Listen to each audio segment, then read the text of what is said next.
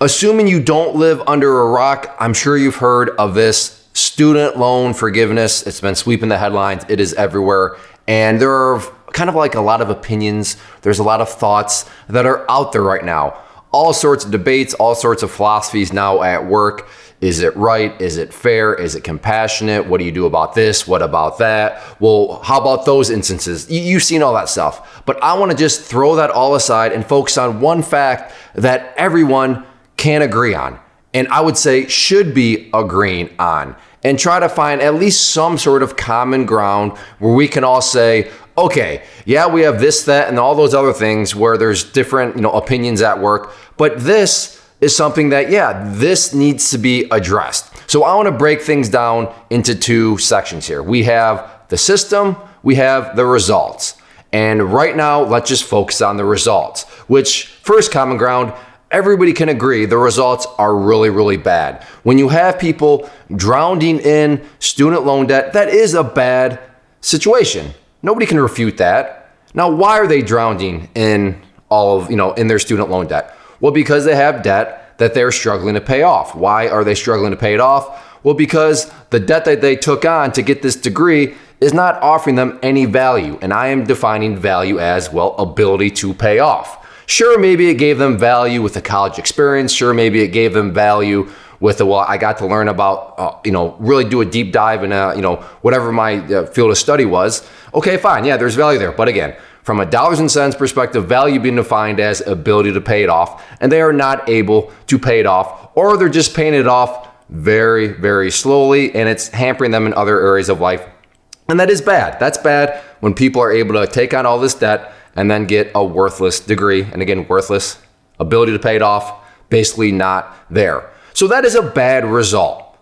And what has been addressed right now is the result. Wow, this is a bad situation. Let's just forgive people their debt. Let's just forgive the $10,000, $20,000, and we're focused on the result here because it's bad. Let's get rid of it. But nothing has been done about the system. In other words, okay, what actually produced this bad result? Why is this result bad? Well, that would be because of the system. Now, there are going to be a couple different opinions here, but the one common ground that we should all be able to agree on is we need to address the system. The system, because right now we're in crazy town, right? Because anybody, and I'm not a great philosopher, I'm not saying you have to be a great philosopher, but right now, all logic says is, okay, well, give it another 5, 10, 15 years, and we're going to be right back to where we started because we have not fixed the system, which is spitting out this bad result, right? So to me, this is all crazy right now. We're just going to be right back to where we started down the road. But what about the system? There should be something about what are we doing in regards to the system itself. Now, there's a couple different opinions out there. I'll share my opinion. You are more than welcome to disagree. My opinion on the system is government needs to just get out of the way. Because think about it. In fact, I think a lot of you watching this probably trade stocks. So let me set you up a scenario here. Let's say that you have a stock and this is your product and you're saying right now you can sell it for $10, but and this is going to sound too good to be true, but this is how it works. But if you wait another year, you can sell it for $15. And then a year goes by, but you know that if you wait another year, you can sell that stock for $20. What are you going to do? If you know that there are going to be buyers for your stock, if you just wait another year, what are you going to do? You're probably going to keep raising the price of the stock that you want to sell it for, right? That would be, you're a trader. Your job is to make a profit. So why would you not just keep raising your prices of the stock that you're going to sell if you know that there is just this magical, mystical customer base that can buy it for whatever you want to sell it for, assuming you just wait for a little bit? And that's what happens with student loans. The government has literally created this magical, mystical customer base where the customer can afford whatever the college is going to charge. And that's why prices have exploded, right? Because if you're a college, again, and if your college is your stock and you're like, wait a second, so I just need to wait another year and I'm going to be able to get some more because my customers are going to say, yep, I can afford it. And why can they afford it? Because their government just hands out money no matter what. Oh, you want this degree? Here you go. Oh, at this price, here you go. Wow. From a business perspective, how nice would that be as a trader? If you're stock or crypto or whatever you're trading, if you say, you know what, if I just wait another year, my customer base of who I'm trying to sell this thing to, they're going to have money for it and they're going to be able to afford it.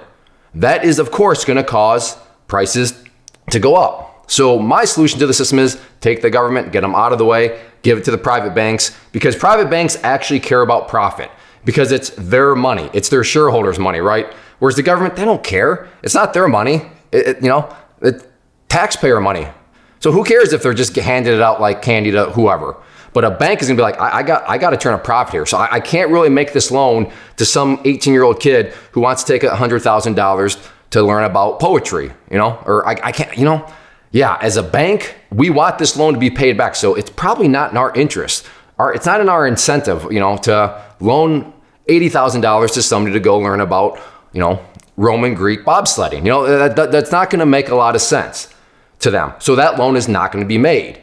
So guess what? Now the colleges are like, we no longer have a customer base that has unlimited buying potential. Like, we actually have to offer valuable degrees. We have to offer those valuable degrees at reasonable prices, because the college down the road, they actually just lowered their price of their program because, now they're trying to crush us because now we actually have to compete because we don't all have this, buyer pool of unlimited customers.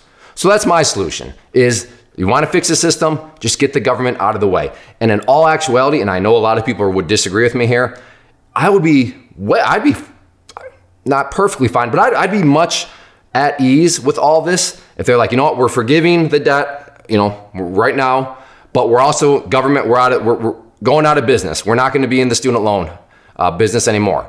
I would be much better with that because, okay, at least the system has been fixed now.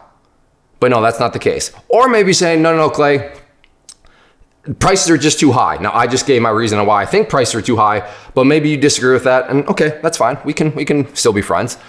But you should be arguing, hey Biden, hey administration, why are you not saying and price controls are going into place? Right? That should be your complaint. We should all be complaining about the fact that nothing is being done regarding the system. I have seen nothing about the government getting out. I haven't seen nothing about price controls on colleges.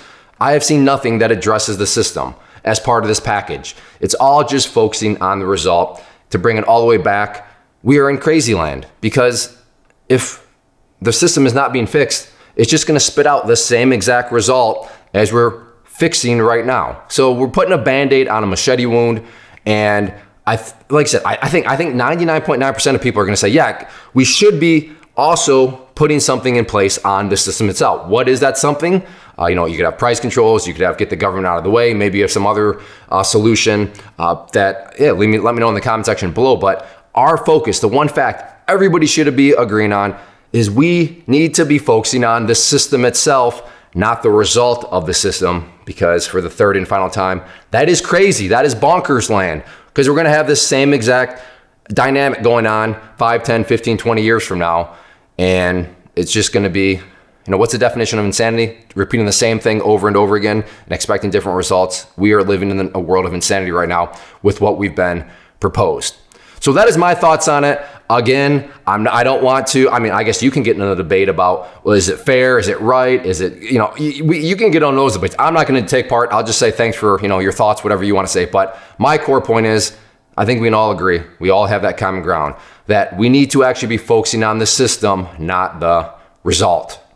First off, thanks so much for watching the entire video. Real quick, before you go, I want to invite you to a live webinar, web class, training, workshop, online event, whatever you want to call it, but it will be me live revealing to you what I've discovered that has allowed me to transform myself from being an employee to being my own boss, including how I had only one losing day out of 73 days in total. I'm going to cover 3 keys that have helped me unlock profitable consistency within the markets. The first key is super weird, but in a productive type of way. The second key is super awesome because it quite literally is wired into our DNA as humans, making it very easy to use. But in a cruel way, This becomes a pitfall for many traders. I'll explain it all though, including how to avoid the pitfall that it creates for some. And yeah, the third key, when you hear it, sounds way too good to be true, but it's not, and I'll show you how it all works. Then at the end, I open it up for a question and answer session that is, again, totally live. Even if you can't make the live session, please still sign up as it will be recorded, and you can go back and watch the replay that I will send you. Click the image on the screen or click the link down in the description box so you can get the date and time and claim your spot, which I should note is limited due to the fact that this truly is a live event. If you have any questions, let me know. If not, I'll be seeing you soon.